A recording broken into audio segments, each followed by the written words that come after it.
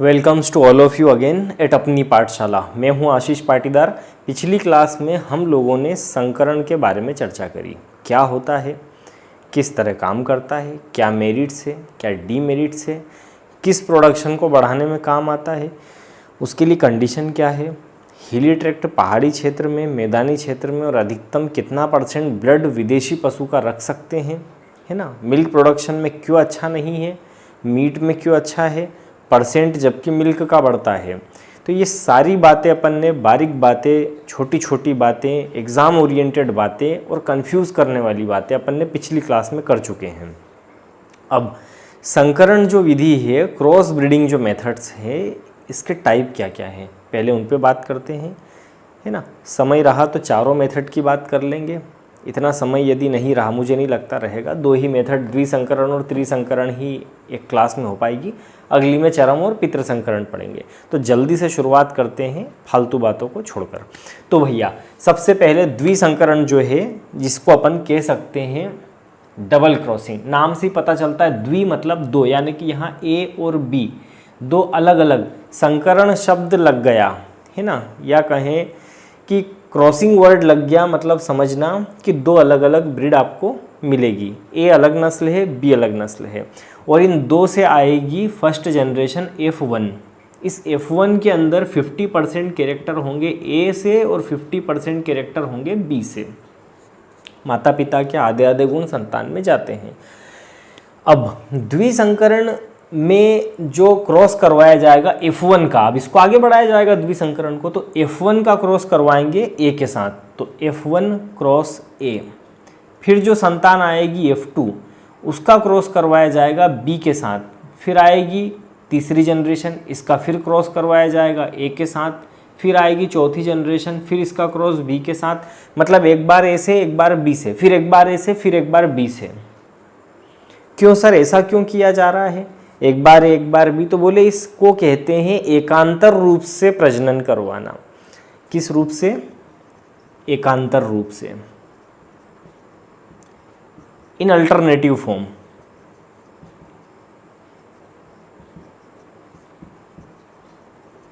अब ये alternative form या एकांतर रूप से संकरण को किस विधि में उपयोग किया जाता है?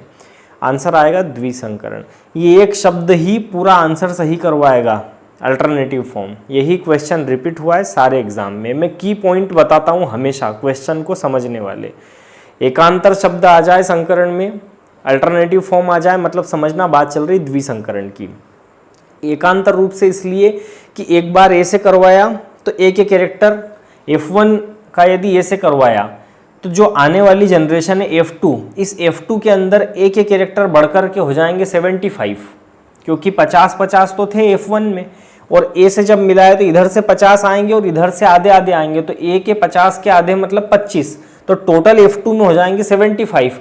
इसको वापस बैलेंस करने के लिए अगली बार किससे मिलाएंगे? B से। तो किसी भी एक के कैरेक्टर जो है बहुत ज़्यादा ना बढ़ पाए, वो बैलेंस में रहे, इसलिए एकांतर रूप से क्रॉस करवाते हैं। आई कथा समझ में? हम चाहते हैं कि आने वाली जनरेशन के अंदर, संकर नस्ल के अंदर माता पिता दोनों के गुण दिखाई दें, इसीलिए तो 2 अलग अलग नस्ल ली, ताकि दोनों के अच्छे कैरेक्टर चाहिए थे, नहीं तो एक से ही नहीं करवा देते। तो बोले दोनों के अच्छे कैरेक्टर तो आ गए, पर इनको बनाए रखने के लिए एकांतर रूप से मिलाते रहना पड़ेगा, इसलिए द्विसंकरण। द्विसंकरण से एकांतर रूप शब्द आप देख के, अल्टरनेटिव फॉर्म देख के आप समझ जाओगे कि बात जो है डबल क्रॉसिंग की चल रही है, द्विसंकरण की चल रही है। अब अगला प्रश्न ये आता है कि इस विधि में जो संकर नस्ल है, चाहे F1 हो, F2 हो, F3 हो, आगे F4 हो, इन नस्लों में अपने तत्कालीन पिता के जब सर्कल पूरा होगा, F1 में नहीं दिखेगा ये, जब सर्कल पूरा होगा, एक चक्र पूरा होगा, है ना, पहले ए से, फिर B से, और फिर जब ए से आएंगे, तो बोले जनरेशन में अपने तत्कालिक नस्ल से, जो प्रश्न आता है उसकी बात करता हूं, तात्कालिक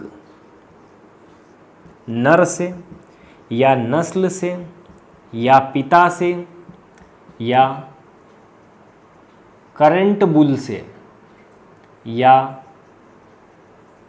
करंट सायर से, इस तरह से पूछा जा सकता है।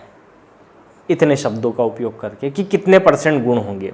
2 नस्ल है तो एक को कहा है तत्कालिक नर या तत्कालिक नस्ल या पिता या करंट बुल या करंट सायर, तो इसके कैरेक्टर होंगे 2/3, 2/3 भाग।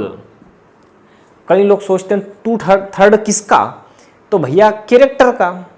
टोटल कैरेक्टर कितने, बोले 100%। अपन ने शुरुआत में बात करी 50-50 आएंगे, नर मादा दोनों से, माता पिता दोनों से, आधे आधे आएंगे, मतलब पूरे पूरे कितने थे, बोले 100 थे। ए के पास अपने 100 थे, बी के पास अपने 100 थे। तो इस 100% जो कैरेक्टर किसी भी जनरेशन में F1 में 100% थे, F2 में भी 100 थे, सब में 100 ही है। हमारे अंदर भी 100 ही है, आधे पिताजी से आए हैं, आधे माताजी से आए हैं। तो ये जो कैरेक्टर हैं इनका तात्कालिक नस्ल, यहां इस विधि में तात्कालिक नस्ल या करंट बुल से 2/3 पार्ट कैरेक्टर दिखेंगे, मतलब 100 का 2/3 भाग। अब आपको एग्जाम में दोनों पूछता है, % भी पूछता है और पार्ट भी पूछता है, प्रतिशत भी पूछता है और कितना भाग होगा ये भी पूछता है। तो तत्कालिक नस्ल से या पिता से 2/3 भाग गुण आएंगे, तो 100 का 2/3, अब इतना मैथ्स आपको आता है, 100 का 2/3 कितना आएगा, 66.66 ये। तो 66.66% गुण आएंगे पप्पा से, तत्कालिक नस्ल से, पिताजी से, करंट बुल से, सायर से। तो बच गए 1/3 किससे आएंगे, बोले अन्य नस्ल से। यहां 2 नस्ल ली है, एक है तत्कालिक नस्ल और एक अन्य नस्ल, तो बोले अन्य नस्ल से आएंगे 1/3 भाग, यानी कि 33.33% है ना। आप कैसे, तो बोले 100 का 1/3 निकाल लेना, 100/3 कर देना, 33.33%। आई कथा समझ में। तो ये 2 प्रश्न यहां से खूब रिपीट होते हैं कि तत्कालिक नस्ल से कितना % गुण आएंगे, है ना, कि कैरेक्टर्स फ्रॉम करंट बुल और करंट सायर। अब इसको 2/3 पार्ट लिख दे, वो 66.6% लिख दे, ओनली 66% लिख दे, कभी कभी 65 भी लिख देता है। तो ये आपको ऑप्शन देख के समझना पड़ेगा कि ये परमात्मा क्या पूछना चाहता है ना। तो एग्जामिनर के माइंड को समझना पड़ेगा। तो ये हो गया भैया द्विसंकरण। संकरण का उपयोग अधिकांश मांस उत्पादन में, लेकिन उसमें भी best method of cross breeding for meet producing, तो आंसर आएगा ट्रिपल क्रॉसिंग। अब ट्रिपल क्रॉसिंग क्या है वो समझ लेते हैं अपन। ये हो गया द्विसंकरण। यहां से 3 ही क्वेश्चन खूब रिपीट होते हैं। एक तो % या भाग किससे कितना आ रहा है, करंट से, पिता से और अन्य नस्ल से। 2 क्वेश्चन तो ये। तीसरा ये कि एकांतर रूप से किस विधि में पशुओं को मिलाया जाता है, या भिन्न भिन्न नस्लों को एकांतर रूप से मिलाना क्या कहलाता है। समझना, भिन्न भिन्न नस्ल को मिलाना क्या कहलाता है, संकरण, लेकिन एकांतर शब्द लगते ही आंसर हो जाएगा द्विसंकरण, है ना। तो भैया दादा इतना ही यहाँ पे बता पाऊंगा, है ना। आप खूब ज़्यादा भर भर के इसके बारे में पढ़ना हो तो ऑफलाइन क्लास में आके बैठो, फिर उधर मजा आएगा, है ना। तो यहाँ इतना ही एग्जाम ओरिएंटेड बात ही हो पाएगी। हाँ भाई, अगली जो मेथड है अपनी वो है त्रिसंकरण, ट्रिपल क्रॉसिंग। नाम से ही पता चल रहा है कि इसमें 3 नस्ल ली गई है, A, B और C। अब त्रिसंकरण या ट्रिपल क्रॉसिंग में, संकरण में क्या करते हैं, पहले 2 को अब कई लोग तो ये सोचते हैं कि त्रिसंकरण मतलब 3 नस्ल मिला रहे सर, तो 2 तो हम समझ सकते हैं सर कि मिल जाएगी, 3 कैसे मिला देंगे, कुछ लोग आंख बंद करके बहुत कुछ देख लेंगे। तो दादा ऐसा कुछ भी नहीं देखना है। त्रिसंकरण में पहले 2 नस्ल को मिलाएंगे और आने वाली संतान को फिर तीसरी से मिलाएंगे, है ना। तीनों को एक साथ नहीं, कुछ भी गड़बड़ नहीं करवाना है। तो यहाँ पे त्रिसंकरण की अपन बात करते हैं। त्रिसंकरण, इसी को कहते हैं ट्रिपल क्रॉसिंग, इसी को कहते हैं रोटेशनल क्रॉसिंग या घूर्णन संकरण। क्यों कहते हैं रोटेशनल या घूर्णन, ये कथा में आगे बताऊंगा। अभी समझो त्रिसंकरण मतलब एक A, एक B और एक C, 3 नस्ल ले ली अपन ने, ठीक। उद्देश्य क्या है त्रिसंकरण का, मांस उत्पादन बढ़ाना। BHU और ICR का आया हुआ प्रश्न है ना। तो A, B, C 3 नस्ल ले ली अपन ने, भिन्न भिन्न नस्ल, ये कहने की जरूरत नहीं है, संकरण शब्द लग गया मतलब भिन्न भिन्न ही नस्ल है। 3 अलग अलग नस्ल ली और इस विधि से प्राप्त नस्लों में तात्कालिक नस्ल में, अब यही कथा यहाँ भी जो द्विसंकरण में थी वो यहाँ भी, कि यहाँ पे पिता से या तत्कालिक नर से या करंट बुल से कितने % कैरेक्टर आएंगे, है ना। तो जो बात वहां कर रहे थे फिर से आ गई है। तो यहाँ पे कहेंगे 4/7 भाग, 4/7, 4/7 भाग। अब इसका परसेंट आप निकालो कितना आएगा, 4/7, तो 100 का 4/7 है ना। फिर दूसरे नंबर पे आएगा दादा या नाना से 2/7 भाग गुण, 2/7 भाग गुण।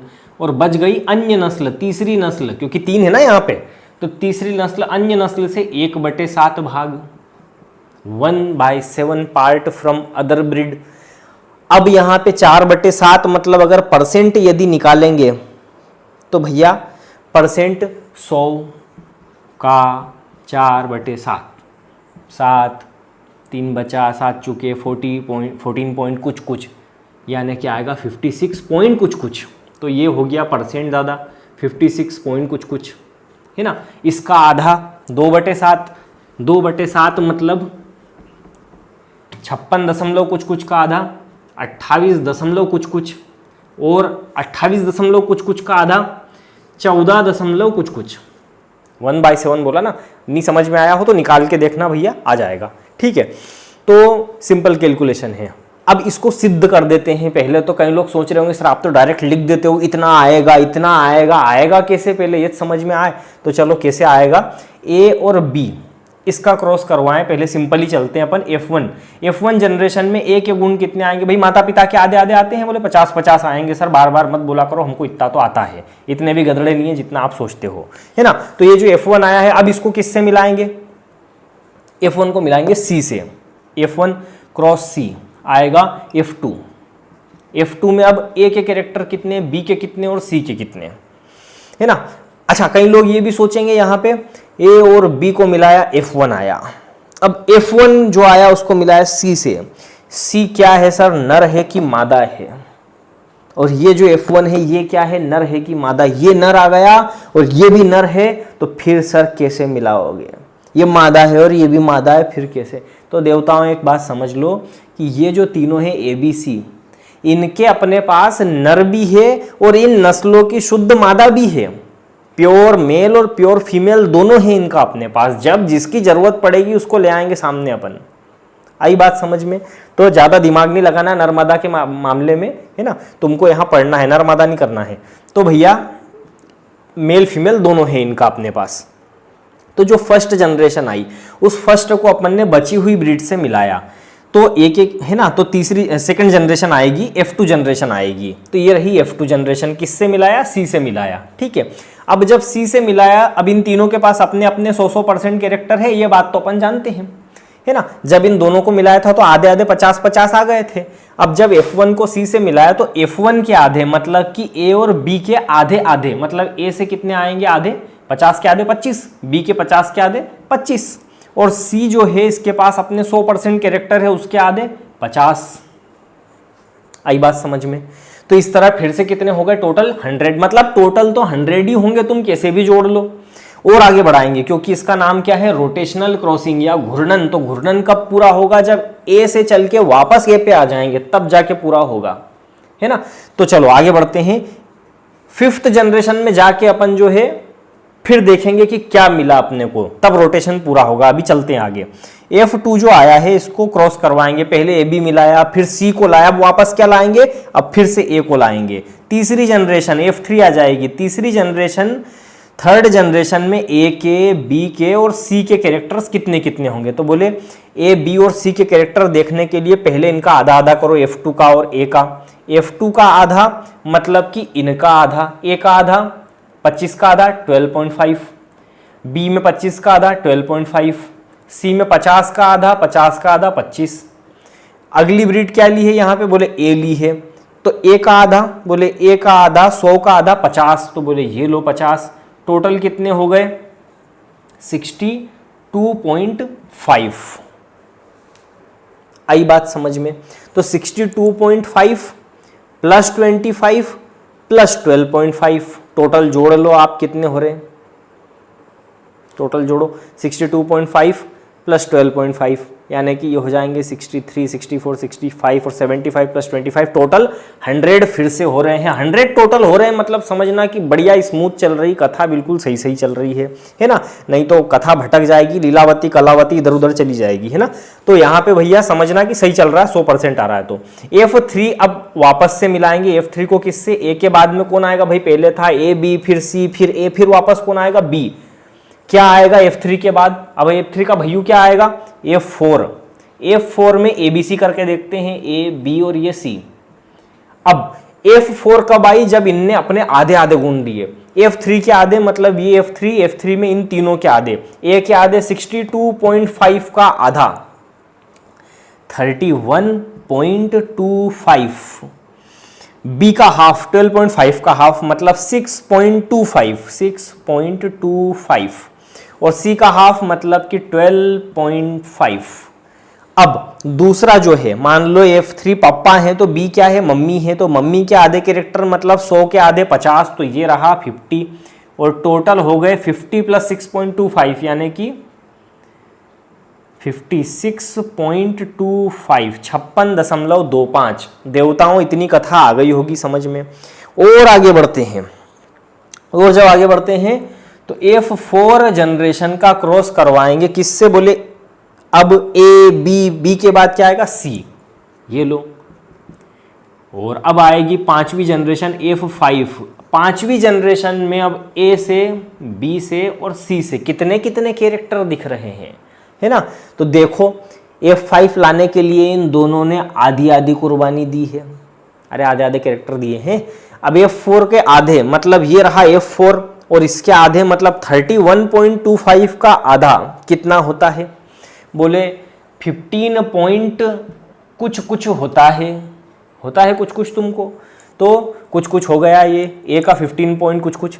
B से कितने आएंगे, तो बोले F4 में देखो B और B के आधे 56.25 के आधे 28 पॉइंट कुछ कुछ आया। C के आधे तो बोले ये C रहा 12.5, 12.5 का हाफ यदि करेंगे तो आएगा 6.25।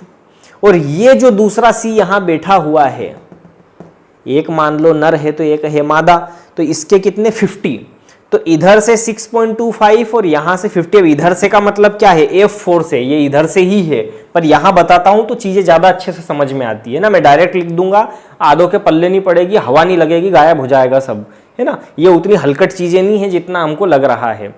तो F4 का हाफ, तो F4 किन से मिलके बना था, F4 में किसके कैरेक्टर थे, बोले इन तीनों के, तो ये तीनों के हाफ, तो बोले C का हाफ 6.25 और यहां से C से कैरेक्टर 50, तो 50 प्लस 6.25 बराबर 56 पॉइंट कुछ कुछ 25 मतलब।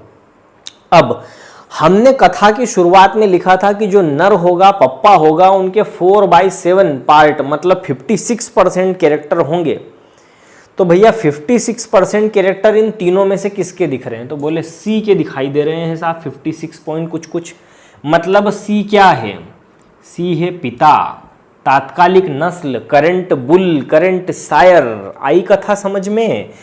तो इन दोनों में ये जो F5 आया है, इन दोनों के मिलने से, इनकी मेहनत से, तो इस पांचवी पीढ़ी में 5th जनरेशन में F4 और C में से पप्पा कौन है, फादर कौन है, करंट बुल कौन है, सायर कौन है, तो बोले इन दोनों में से C जो है ये है पिताजी, क्योंकि इनके गुण कितने दिख रहे हैं 56 पॉइंट कुछ कुछ। आई बात समझ में। लेकिन दूसरी बात हम कहते हैं दादा या नाना से 2/7 part from current, 2/7 part from grandsire, grandfather, दादा या नाना से, तो बोले 2/7 मतलब 28 पॉइंट कुछ कुछ। ढूंढो इन तीनों में 28 पॉइंट कुछ कुछ किसके हैं, बोले B से आए हैं, तो B क्या है, दादा या नाना। अब कुछ सोचेंगे सर दादा नाना तो अलग अलग बात होती है, पप्पा के पप्पा को दद्दा कहते हैं और मम्मी के पप्पा को नाना कहते हैं, यहां आप दादा या नाना दोनों बात बोल रहे हो। तो चलो ये भी चेक कर लेते हैं। पांचवी पीढ़ी में B क्या है, दादा या नाना है। अब दादा है कि नाना है, एग्जैक्ट क्या है, तो पहली बात तो अगर मम्मी के पापा होंगे तो नाना होंगे और पिताजी के पिताजी होंगे तो दादा होंगे। तो यहां F4 क्या है, माताजी है। अब इसमें सोचने वाली बात नहीं है भैया, अगर ये सी पिताजी है तो ये माताजी होगी, और कुछ हो नहीं सकता है, और कोई पॉसिबिलिटी नहीं है। तो यहाँ पे F4 जो है इसका संबंध B से क्या है पहले ये देखते हैं, और C का संबंध B से क्या है ये देखते हैं। अगर C के लिए B पिताजी हुए, पिताजी के पिताजी दादाजी हो जाएंगे। और यदि F5 में हम देखें कि F4 माताजी है और F4 के पिताजी यदि B हुए तो F5 के लिए माताजी के पिताजी मतलब नानाजी हो जाएंगे। तो कुछ लोगों को चक्कर घिन्नी आ गई होगी बिल्कुल कि ये क्या चल रहा है सर, पर समझो समझो अभी इधर चमत्कार होने वाला है ना। देखो जरा ध्यान से देखो, F5 का F4 से संबंध है माता और बच्चे वाला, और F4 का संबंध क्या है B से देखते हैं। ये रहा F4। आ जाओ इधर जरा ध्यान से देखना घूर घूर के, और वीडियो की क्वालिटी कर लो भैया फुल 720 या उससे भी ऊपर होता हो तो वो कर लो। तो F4 में भी हम ढूंढने चले, दो लोग हैं माता और पिता। अब इन दोनों में से कौन माता है कौन पिता है, तो बोले जिससे 56 पॉइंट कुछ कैरेक्टर मिलेंगे वो है पिता। ये अपन ने इधर भी कहा था। तो बोले इधर F4 के लिए पप्पा कौन है B, F4 के लिए पापा कौन है B। अब F4 के लिए B है पापा, आई बात समझ में। और F5 में B से कैरेक्टर है 28 पॉइंट कुछ 28 पॉइंट कुछ, मतलब कि F5 अगर देखें तो F4 के पिताजी हैं, मतलब मम्मी के पापा है B, मतलब कि B क्या हुए F5 के लिए नाना, मम्मी के पापा मतलब नाना, और नाना जी से कैरेक्टर है 28 पॉइंट कुछ। आया, अरे आया, अब तो आ गया होगा, है ना। और अन्य नस्ल अदर ब्रीड जो बच गई 1/7 पार्ट, 1/7 भाग गुण। अब 1/7 मतलब 14 पॉइंट कुछ, तो अपन ने यहाँ 15 लिखा है, ठीक है, करीब पहुंच गए हैं, और इसको आगे बढ़ाएंगे तो वहां भी पहुंच जाएंगे। तो अब ज्यादा परेशान मत हो, ये कथा कभी भी एग्जाम में नहीं आती है, एग्जाम में आती ये 3 बातें, बस घोट डालो। 4/7 आधा 2/7, उसका आधा 1/7, है ना। सबसे पहले 56%, उसका आधा 28%, उसका आधा 14%। तत्कालीन नस्ल, दादा नाना और अन्य नस्ल, है ना। कथा को सुनना ध्यान से, एक बार सुनोगे शायद समझ में आ जाएगा। समझ में आ जाए तो भैया कहीं लाइक और नीचे अच्छा कॉम्प्लीमेंट दे दिया करो, थोड़ा मास्टर को भी लगे कि हाँ दिमाग में घुस रहा है ना। और बाकी जो गरीबों के ग्रुप हैं उनमें भी शेयर कर दिया करो, ताकि जो घर में बैठे हैं उनको शायद थोड़ा बहुत फ़ायदा मिल जाए, उनको भी समझ में आ जाए चीज़ें अगर लगे काम की तो इतना समझ में आ गया होगा। ये रहा ट्रिपल क्रॉसिंग। सिंपल सा क्वेश्चन आता है, पर्पज ऑफ ट्रिपल क्रॉसिंग, त्रिसंकरण का उद्देश्य क्या है, मांस उत्पादन, केवल मांस उत्पादन इसका उपयोग है, ठीक है। अगला, तत्कालिक नस्ल से कितने % और कितने भाग गुण आते हैं, लिखा हुआ है 56 4/7, पिता या दादा या नाना से 2/7 या 28, अन्य नस्ल से 1/7 या 14%। ये याद रखना, तीनों % पूछे गए हैं, ठीक है। और चूंकि यहाँ पे हमने रोटेशन घुमाया, देखो पहले ए बी से कथा चालू हुई थी, फिर सी आया, फिर ए, फिर बी, फिर सी, फिर ए, फिर बी, तो कुल मिला के यहाँ क्या हो रहा है, चक्र चल रहा है, रोटेट हो रही है चीजें, इसलिए नाम दिया है रोटेशनल क्रॉसिंग, घूर्णन संकरण, ठीक है। तो इतना इजी बना के ही मैं पढ़ा सकता हूँ, इससे ज़्यादा और सरल नहीं कर सकते भैया इसको। इससे सरल यदि कहीं मिल रहा हो तो मुझे लिंक शेयर कर देना नीचे कमेंट में, मैं भी देख लूँगा और उससे कुछ चीज़ें सीख जाऊँगा, है ना। तो इतना ध्यान रखना, ये हो गया त्रिसंकरण। चीज़ें ज़्यादा लंबी हो जाएगी, क्लास हो गई है 23, 24, 25 मिनट की, काफ़ी है इतना, है ना। इससे ज़्यादा अंदर जाएगा भी नहीं, अब इतना ही काफ़ी। अगली क्लास में अपन पढ़ेंगे टॉप क्रॉसिंग और बैक क्रॉसिंग, चरम संकरण और पितृ संकरण। चरम संकरण से प्रश्न आते हैं, खूब रिपीट हुए हैं, 6 से 7 बार अकेले स्टेट के प्री यूजी एग्जाम में ही आ चुका है, बाकी ICR में और BHU में भी आता है। तो आज इतना ही काफ़ी इस क्लास में। अगली क्लास में मिलते हैं अपन इन दोनों मेथड के साथ, चरम और पितृ के साथ में, है ना। इतना उम्मीद करता हूँ समझ में आ गया होगा। इसका स्क्रीनशॉट ले लेना कथा सुनने के बाद में, तो 11th-12th वालों को कॉपी भरने में फेकोलॉजी के काम आएगा, ठीक है। हाँ भैया, और एग्ज़ाम तुम्हारी टाइम पे ही होगी, खूब लेट नहीं होगी। अगस्त फर्स्ट वीक अपन उम्मीद कर रहे हैं, क्योंकि स्कूल खुलने की तैयारियां ज़ोरों शोरों से है। एडमिशन शुरू हो चुके हैं 10th और 11th में, इसका मतलब ये है कि अगला जो अनाउंसमेंट होगा वो कॉलेज खुलने का ही होगा, और कॉलेज जैसे ही खुले आपका शेड्यूल भी डल जाएगा एग्ज़ाम का। ठीक है, तो तैयार रहो। स्कोरिंग सब्जेक्ट है crop production, animal husbandry, biology, इन पे ज़्यादा फोकस करो। जिनका मैथ्स बैकग्राउंड रहा है, जिनको फिजिक्स और केमिस्ट्री मैथ्स से ज़्यादा लगाव है, वो उस पर भी फोकस करें, है ना, और इस पर भी करें। इधर रटने वाली चीज़ें और समझने वाली चीज़ें दोनों ज़्यादा है, उधर ज़्यादातर चीज़ें जो है लॉजिकल है, समझने वाली है। एग्रीकल्चर बैकग्राउंड के व्यक्ति को मैथ्स और फिजिक्स से थोड़ा सा दूर भागता है, तो उनके लिए ये सब्जेक्ट ज़्यादा इजी होते हैं। तो पहली प्राथमिकता, फर्स्ट प्रायोरिटी है स्कोरिंग सब्जेक्ट, ये जो 3 है, क्रॉप, एनिमल, बायो। फिर नंबर आता है केमिस्ट्री का, और उसके बाद लास्ट में आते हैं बाकी बचे हुए दोनों, है ना। तो भैया इन पे ज़्यादा फोकस करो, पढ़ो, और जब ये हो जाए तब उनको भी पढ़ो, है ना। आप क्या अपनी सुविधा से मेरी बातों को बदल लेता है व्यक्ति। मैं बोलता हूँ इन पे ज़्यादा फोकस करो, इसका मतलब ये नहीं है कि केवल इनको ही पढ़ो, इसका मतलब ये है कि फर्स्ट प्रायोरिटी, पहली प्राथमिकता पे इनको पढ़ो, और जब ये हो जाए तो उनको भी पढ़ो। और उनको पढ़ने जा रहे हैं और ये आता ही नहीं है, तो उनको कितना ही पढ़ लोगे, नहीं होगा सिलेक्शन, लिख के रख लो, है ना। तो ये पढ़ो और साथ में वो भी पढ़ो। चलिए भैया, आज के लिए इतना काफ़ी है, मिलते हैं अगली क्लास में। इतने ध्यान से सुनने के लिए सभी लोगों को थैंक यू। जय हिंद, जय भारत।